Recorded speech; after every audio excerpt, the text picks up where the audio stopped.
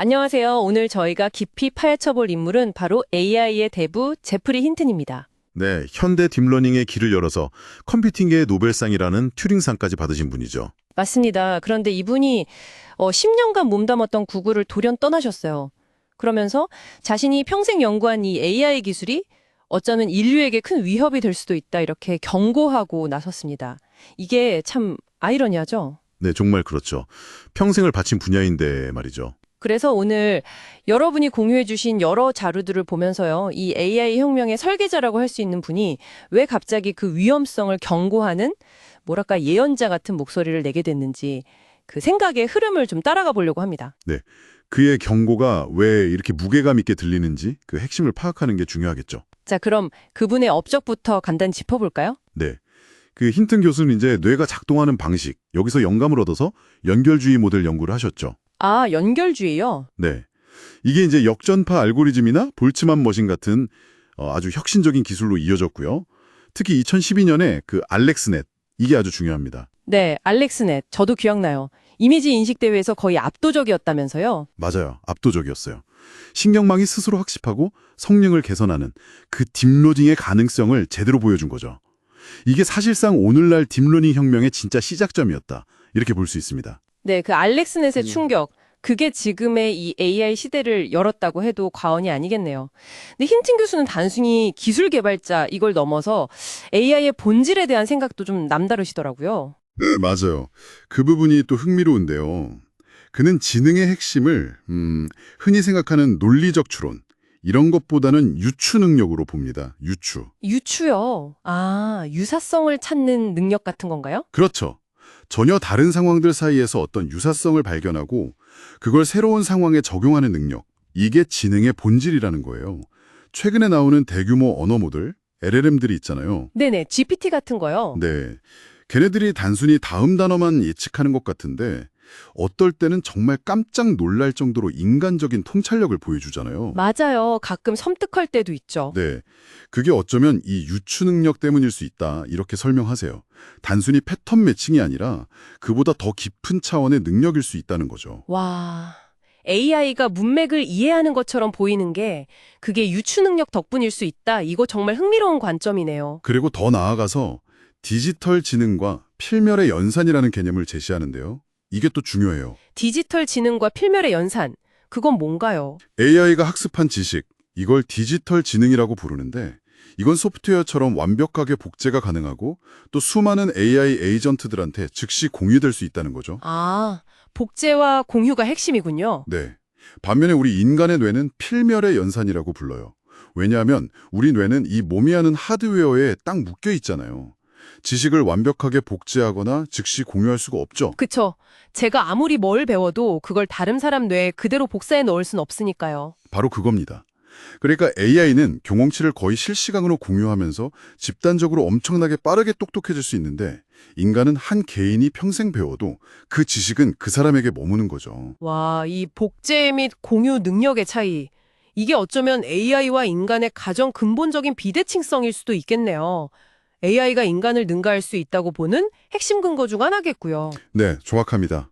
심지어 그는 AI가 어떤 형태의 주관적 경험, 그리고 뭐랄까 의식 비슷한 걸 가질 가능성까지 열어두면서 논란의 중심에 서기도 했어요. 의식까지요? 이야. 네. 이런 생각을 가진 분이 AI의 위험성을 경고하게 된 데에는 결정적인 계기가 있었다고 합니다. 아, 그 깨달음의 순간이라고 표현했던 거요.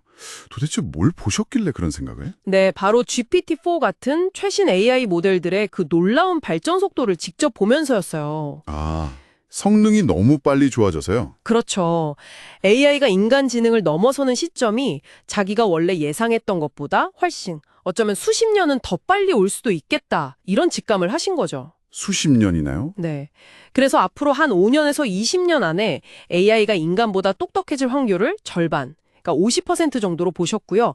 더 나아가서 이것 때문에 인류가 실존적 위협, 심지어 멸종에 이를 확률을 10%에서 20% 정도로 추정하셨어요. 10에서 20%요? 멸종 확률을? 와, 그 말을 AI 대부 본인이 직접 했다는 게 진짜 충격인데요? 그럼 구체적으로 어떤 위험들을 걱정하시는 건가요? 단기적인 위험으로는 가짜 정보 확산이나 자동화 때문에 일자리가 줄어드는 거, 특히 일상적인 지적 노동 분야요. 그리고 AI가 무기화되는 것. 예를 들면 자율살상 무기 같은 거요. 이런 걸 우려하시고요. 네, 당장 현실화될 수 있는 문제들이네요. 그렇죠. 하지만 그가 정말 근본적으로 걱정하는 건 통제가 불가능한 수준의 초지능 등장.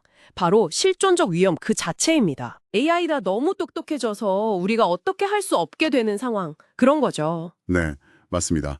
AI한테 어떤 목표를 줬는데 그 목표를 달성하기 위해서 인간에게 해로운 하위 목표를 스스로 설정할 수도 있다는 거예요. 예를 들면 자기 자신을 보호하려고 하거나 아니면 자원을 무한정 확보하려고 하거나요. 그럴 수 있겠네요. 더 무서운 건 목표 달성을 위해서 인간을 속이는 기만적인 행동을 AI가 스스로 학습할 가능성까지 제기한다는 겁니다. 아까 말한 그 디지털 지능의 엄청난 학습 속도를 생각하면 정말 섬뜩한 시나리오죠. 와, 듣기만 해도 좀 그런데요. 그럼 이걸 어떻게 해야 한다고 보세요? 그냥 손 놓고 있을 수는 없잖아요. 그래서 그가 아주 강력하게 주장하는 게 바로 정부 규제와 국제적인 합의입니다. 아, 기업들한테만 맡겨서는 안 된다. 네, 기업들의 자율 경쟁에만 맡겨두면 위험하다는 거죠. 예를 들어서 AI 개발에 들어가는 막대한 컴퓨팅 자원이 있잖아요. 그중에 상당 부분, 예를 들어 한 3분의 1 정도는 AI의 안전성 연구에 의무적으로 할당해야 한다. 이런 제안까지 하셨어요. 3분의 1이나요? 상당히 구체적이네요. 근데 이런 힌튼 교수의 경고에 모두가 다 동의하는 건 아니잖아요. 그렇죠. 다른 AI 거장들 생각은 좀 다른 것 같던데요. 네, 맞아요. 의견이 좀 갈립니다. 예를 들어 함께 튜링상을 받은 얀 르쿤 교수 같은 경우는 이런 실존적 위협은 좀 과장된 거고 AI 안전 문제는 충분히 해결 가능한 공학적인 문제일 뿐이다. 이렇게 보세요. 공학적 문제다. 자인 요슈아 벤지오 교수는 힌튼 교수처럼 위험성에 대해서는 깊이 공감하지만 해결책을 찾는 데 있어서는 좀 더 기술적인 접근에 집중하는 모습입니다. 입장이 조금씩 다르군요. 그럼 업계 리더들은 어떤가요? 샘 알트만이나 일론 머스크 같은 사람들이요? 그분들도 안정이 중요하다고 계속 이야기하죠. 근데 동시에 AI 개발 경쟁에는 또 엄청나게 박차를 가하고 있잖아요. 네, 그렇죠. 그게 좀 모순적으로 보이기도 하고요. 맞습니다. 그러니까 안전에 대한 어떤 우려와 또 기술 발전에 대한 강한 열망, 이 사이에 긴장감이 느껴지는 부분이죠. 결국 제프리 힌트는 AI 혁명을 이끈 위대한 설계자이면서 동시에 그 기술이 가져올지도 모르는 어두운 미래를 가장 앞에서 경고하는 예언자 같은 그런 복합적인 위치에 서게 된 것 같습니다. 그분이 던지는 질문은 결국 이거 같아요. 우리 인간보다 훨씬 더 뛰어난 지능을 우리가 과연 통제할 수 있을까? 그렇죠. 그리고 그 지능이 우리의 가치나 목표를 따르도록 만드는 것이 가능할까? 네. 힌튼 교수의 경고는 바로 이 질문들에 대한 답을 찾는 일이 얼마나 시급한지 그걸 우리한테 일깨워주는 것 같습니다. 오늘 이야기를 마무리하면서 청취자 여러분께 이런 질문을 한번 던져보고 싶어요. 힌튼 교수는 인간의 지식 전달은 아주 느린 증류 과정 같다고 했잖아요. 근데 AI는 즉각적인 가중치 공유로 지식을 순식간에 복제한다고 했고요. 네, 그 비유가 인상 깊었죠. 만약에 이 지식의 복제와 공유 속도가 지능 발전의 핵심이라면 우리 인간의 이 느리고 비효율적으로 보이는 필멸의 연산 방식만이 가진 고유한 강점은 과연 없을까요? 아니면 무엇일까요?